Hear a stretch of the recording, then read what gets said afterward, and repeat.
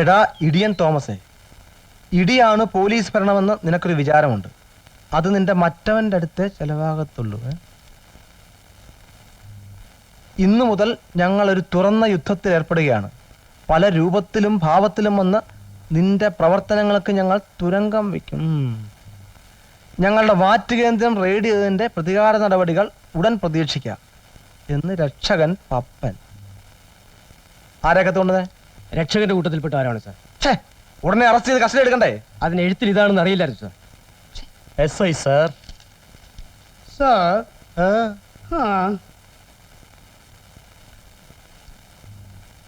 ഞങ്ങളെ മനസ്സിലായില്ലല്ലേ? പക്ഷെ ഞങ്ങൾക്ക് മനസ്സിലായി. ഞങ്ങൾ പപ്പന്റെ കൂട്ടുകാരാണ്. രക്ഷകൻ പപ്പൻ. അതെ, ഞങ്ങളുടെ എല്ലാവരുടെയും രക്ഷകൻ. മനസ്സിലായി അല്ലേ? ഞങ്ങൾ കത്തയച്ചിരുന്നു. വിവരങ്ങളെല്ലാം അറിഞ്ഞിരിക്കുമല്ലോ. സംഘർഷം. പപ്പന് വേണ്ടി രക്തം ചൊരിയാൻ വരെ ഞങ്ങൾ തയ്യാറാണ്.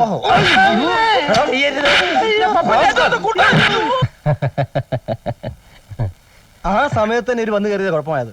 പിന്നെ പപ്പൻ എന്ന് പറഞ്ഞത് കൺഫ്യൂഷൻ ഉണ്ടാക്കി. പപ്പനാവെന്നല്ല എനിക്കിത് അറിയാവുന്നത്. അടി കിട്ടിയത് പോട്ടെ എന്ന് വെക്കാം. എന്നാലും പപ്പ, നീ ഞങ്ങളുടെ കൂടെ വരുന്നില്ല എന്ന് പറയുമ്പോഴാ വിഷമം. നീ വന്നില്ലെങ്കിൽ അമ്മുവിന്റെ കാര്യം. വേണ്ട ബാല, ഞാൻ വരാൻ പാടില്ല. അമ്മൂനെങ്കിലും നല്ലൊരു ജീവിതം കിട്ടട്ടെ. ഡോക്ടർ, അവക്കൊരു ജീവിതം കൊടുക്കാൻ പോണം. നീ ചെന്ന് വിളിച്ചാൽ അമ്മു തീർച്ചയായിട്ടും വരും പപ്പ. വിളിച്ചതല്ലേ? അച്ഛനെ അമ്മയും ധിക്കരിച്ച് എന്നോടൊപ്പം ഇറങ്ങി വരാൻ അവൾക്ക് തൻ്റെ ഇടമില്ല. വേണ്ട, നിങ്ങൾ പോയിക്കോ. സാറെങ്കിലും ഒന്ന് പറയണം. പറഞ്ഞിട്ടില്ലെന്നോ നിങ്ങൾ വിചാരം? ഒരു കാര്യമില്ല. അവന്റെ ന്യായീകരണങ്ങളൊക്കെ വളരെ വിചിത്രമാണ്. നീ വരുന്നില്ലേ? വേണ്ടടാ. നിന്റെ മനസ്സ് മറ്റാരെക്കാളും അറിയാവുന്നവരാ ഞങ്ങള്. ഞങ്ങള് ജീവിച്ചിരിക്കുന്നിടത്തോളം കാലം അമ്മൂനെ ആരും കൊണ്ടുപോകാൻ സമ്മതിക്കില്ല. അവസാന നിമിഷം വരെ ഞങ്ങൾ പൊരുതും. ഉൽപ്പലാക്ഷൻ ആണാണെങ്കിൽ ആ കല്യാണം മുടക്കും. സാറേ പോട്ടെ. മൈ ഗോഡ്, നിങ്ങൾക്ക് ഇപ്പൊ എന്താ വേണ്ടേ? ഡോക്ടറെ, മര്യാദയ്ക്ക് പറയാണ്. ഞങ്ങളുടെ ഈ നാട്ടുകാരുടെയും കണ്ണിലുണ്ണിയാണ് പപ്പൻ. ആ പപ്പൻ അമ്മുവും അമ്മൂനും പപ്പനെയും ജീവനാണ്. കുഞ്ഞുനാളിലെ അവരൊന്നിച്ച് കളിച്ച് വളർന്നവരാ. അവര് തമ്മിൽ അത്രയ്ക്ക് അങ്ങോട്ട് ആകൃഷ്ടരായി. അമ്മുവിനെ നിങ്ങൾ വിവാഹം കഴിച്ചാൽ ഒരുപക്ഷെ പപ്പൻ ആത്മഹത്യ ചെയ്തിരിക്കും. അതിന് ഞാൻ എന്താ ചെയ്യാ? ഈ വിവാഹത്തിൽ നിന്നും പിന്മാറണം. നിങ്ങളായിട്ട് 2 ജീവിതങ്ങൾ നശിപ്പിക്കരുത്. ഞാൻ ഇന്ന് വരെ നിങ്ങളോട് ആരോടും പറഞ്ഞിട്ടില്ലെന്നേ ഉള്ളൂ. നിങ്ങൾക്കറിയോ, അമ്മുകുട്ടി എന്റെ മനസ്സിന്റെ ഏതോ കോണിൽ ഒളിച്ചു കഴിഞ്ഞു. എന്റെ പ്രിയപ്പെട്ട സഹോദരന്മാരെ, അമ്മുകുട്ടി ഇല്ലാത്ത ജീവിതം ഈ ഡോക്ടർക്ക് ചിന്തിക്കാൻ പോലും കഴിയില്ല. നമ്മളൊക്കെ ചെറുപ്പക്കാരല്ലേ? എന്റെ അവസ്ഥ മനസ്സിലാക്കാൻ ശ്രമിക്കൂ. നിങ്ങളൊക്കെ സഹകരിച്ച് ഈ കല്യാണം നടത്തി തരിക. ഇതൊരു അപേക്ഷയാണ്. ഡോക്ടറെ, തന്റെ അഭിനയമൊക്കെ കൊള്ളാം, പക്ഷേ ഞങ്ങൾക്ക് വേണ്ട. അതൊക്കെ അങ്ങ് കൈ വെച്ചിരുന്നാ മതി. നിങ്ങൾക്ക് വിശ്വാസമായില്ലല്ലേ? ഞാൻ കാണിച്ചു തരാം. അമ്മു എനിക്ക് എഴുതിയിട്ടുള്ള കത്തുകൾ സ്നേഹത്തിന്റെ ഭാഷയിൽ. വേണ്ട, ഞാൻ അതെല്ലാം എടുത്തുകൊണ്ട് കാണിച്ചു തരാം. അപ്പൊ നിങ്ങൾക്ക് മനസ്സിലാവൂല്ലോ. ചേട്ടാ, ആ കൊച്ചു കയ്യെന്നെടുത്തേ. ഇവൻ തന്നെ എഴുതി അമ്മുവിന്റെ കള്ള ഒപ്പിട്ടോണ്ട് വരും. കിട്ടി. കിട്ടി. നിങ്ങൾക്ക് എന്താ കാണണമെന്ന് പറഞ്ഞേ? അവളുടെ കത്തുകളോ? ചുട്ടുകളയും ഞാൻ. 1, 2, 3. നിനക്കൊക്കെ കുറച്ചു കാലം കൂടെ ഈ പഞ്ചായത്തിൽ ജീവിച്ചിരുന്ന എന്താടാ കുഴപ്പം? പോടാ, പോയിടാ പട്ടി. എന്നാ താൻ ഈ കല്യാണം നടത്തുന്നത് ഞങ്ങൾക്കൊന്ന് കാണണോ? ഉൽപ്പലാഷിന്റെയും കൂട്ടരുടെയും ഏത് നീക്കങ്ങളും ശ്രദ്ധിക്കണം. എനിക്ക് അച്ഛനോ അമ്മയോ ആരുമില്ല. നിങ്ങൾ ആ സ്ഥാനത്തുനിന്ന് ഈ മംഗളക്രമം നടത്തിത്തരണം. പണം എത്ര വേണമെങ്കിലും അറിയാം. തലവെട്ടേണ്ടവന്റെ തലവെട്ടുക, കൈവെട്ടേണ്ടവന്റെ കൈവെട്ടുക. നിങ്ങൾക്ക് എന്തെങ്കിലും സംഭവിച്ചാൽ നിങ്ങളുടെ കുടുംബത്തിന് ഞാനുണ്ട്. ഡോക്ടർ പശുപതി.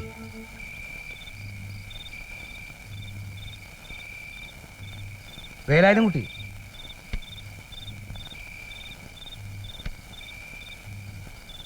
എന്താ നിന്റെ പുറപ്പാട്? ഈ അധ്യായം ഇവിടെ അവസാനിക്കട്ടെ. എന്താ വേലായുധ? നിനക്കെന്നെ മനസ്സിലായിട്ടില്ല ഭൈരവ. നിനക്കൊരു നല്ല ജീവിതം കിട്ടിയത് ഞാനായിട്ട് നശിപ്പിക്കുന്നില്ല. നാളെ നിന്റെ കല്യാണം കഴിഞ്ഞാൽ പിന്നെ ഞാൻ ഇവിടെ ഉണ്ടാവില്ല. വേണ്ട, നീ ഇവിടെ നിൽക്ക്. കല്യാണം കഴിയട്ടെ, ഞാൻ നിനക്ക് കുറച്ച് കാശ് തരാം. ഞാനിവിടെ വന്നത് നിനക്കൊരു ഭാരമായി. ഞാൻ ഒരിക്കലും ഇവിടെ വരാൻ പാടില്ലായിരുന്നു. വേലായുധം കുട്ടി, തെരുവിലേതോ ഓടയിൽ ജനിച്ചു വീണവരാണ് നമ്മൾ. കണ്ണു തുറന്നപ്പോ ആദ്യം കണ്ടത് നമ്മൾ തമ്മിലാടാ. എച്ചിൽ കൂനയിലും ഫുട്പാത്തിലും റെയിൽവേ പ്ലാറ്റ്ഫോമിലും ഒരുമിച്ചല്ലേ വളർന്നത്. തെറ്റും ശരിയും തിരിച്ചറിയുന്നതിന് മുമ്പ് നമ്മൾ കുറ്റവാളികളായി. അതെ, നിന്നെ പിരിയാൻ മനസ്സുണ്ടായിട്ടല്ലടാ. പക്ഷെ എന്നെ തേടി ഏത് നിമിഷവും പോലീസ് വരാം. അങ്ങനെ വന്നാൽ നിന്റെ ഈ നല്ല ജീവിതം തകരും. കള്ളനാണെങ്കിലും നിന്റെ തകർച്ച കാണാൻ എനിക്ക് മനക്കരുത്തില്ലടാ. നാളെ എന്തൊക്കെ സംഭവിച്ചാലും നിന്റെ കല്യാണം മുടങ്ങരുത്. എന്റെ അമ്മാവന്റെ സ്ഥാനത്ത് നിന്ന് ഈ കല്യാണം നടത്തി തരേണ്ടത് വേലായുധം കുട്ടിയാണ്. എന്നിട്ട് ഇവിടെ നിന്ന് പോകാവൂ.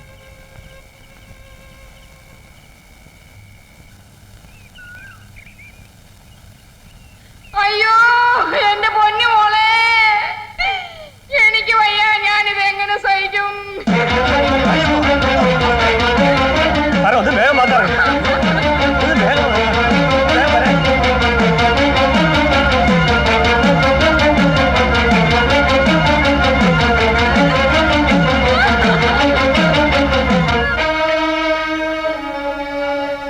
എന്നാലും ഈ കൊലച്ചത് ചെയ്തല്ലോ എന്റെ മോളെ.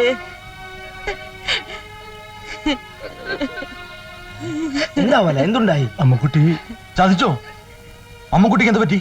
കള്ളം കയറി അമ്മക്കുട്ടിയുടെ ആഭരണങ്ങൾ മുഴുവൻ മോഷ്ടിച്ചുകൊണ്ട് പോയി.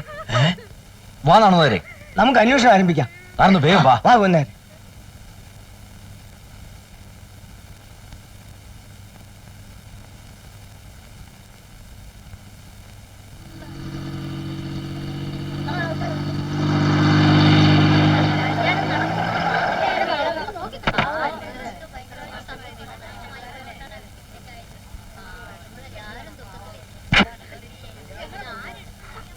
അച്ഛ,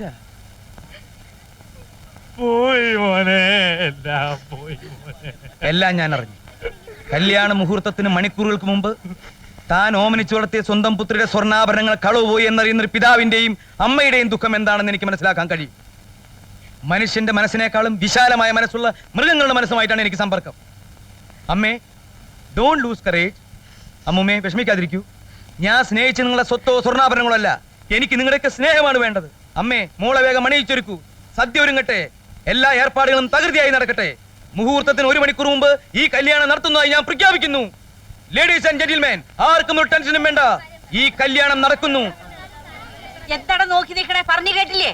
ഊതട വേഗം.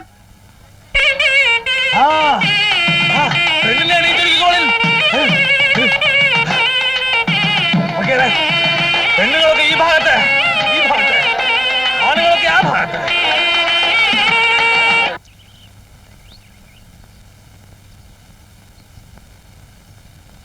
പ്രസിഡന്റിന് ഇത് വരണം. അല്ല, രാഷ്ട്രീയം വേറെ, വ്യക്തിബന്ധം വേറെ. അയാൾക്കൊരു ആപത്ത് വന്നിരിക്കുന്ന സമയം നമ്മൾ അയാൾ സഹായിക്കണം. നേതാവേ, ആ, എന്റെ ബലമായ സംശയം ആ. ഇവന്റെ അച്ഛൻ കുറുപ്പാണ് പണ്ടങ്ങൾ മോഷ്ടിച്ചെന്ന. അങ്ങനെ പറയല്ലേ. അങ്ങേര് പഞ്ചായത്തിന്റെ പണം വെട്ടിക്കൊന്നല്ലാതെ മറ്റുള്ളവന്റെ പണ്ടം അടിക്കില്ല. എന്താ ഇത്? ഏതാ ഇത്?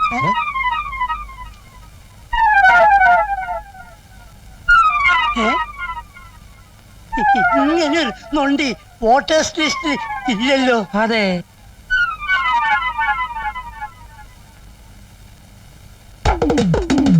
അവന് ചൊണ്ടില്ല.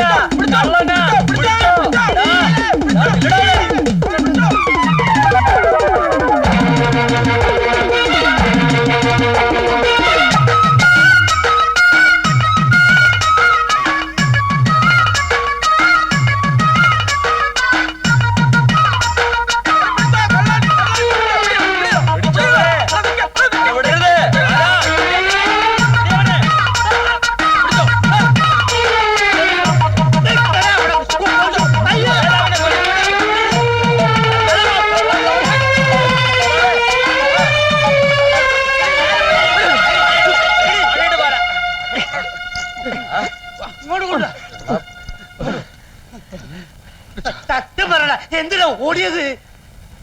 പതിവ് ഓട്ടം. എന്തുവാടാ ഇത്? നോക്ക്. പണ്ടങ്ങൾ. അതെ, പ്രസിഡന്റിന്റെ വീട്ടിലെ പണ്ടം. സത്യം എന്നെ പറയണ. ഇരിക്കരുത്. ഞാൻ പറയാം. ഞാൻ വേലായുധൻ, അവൻ ഭൈരവൻ. ആര്? അതെ, നിങ്ങളുടെ ഡോക്ടർ പശുപതി. ഞാനും അവനും ഒരുപാട് കാലം കണ്ണൂർ സെൻട്രൽ ജയിലിൽ ഒന്നിച്ച് കഴിഞ്ഞിട്ടുണ്ട്. ഞങ്ങൾ ധാരാളം കളവുകൾ നടത്തിയിട്ടുണ്ട്.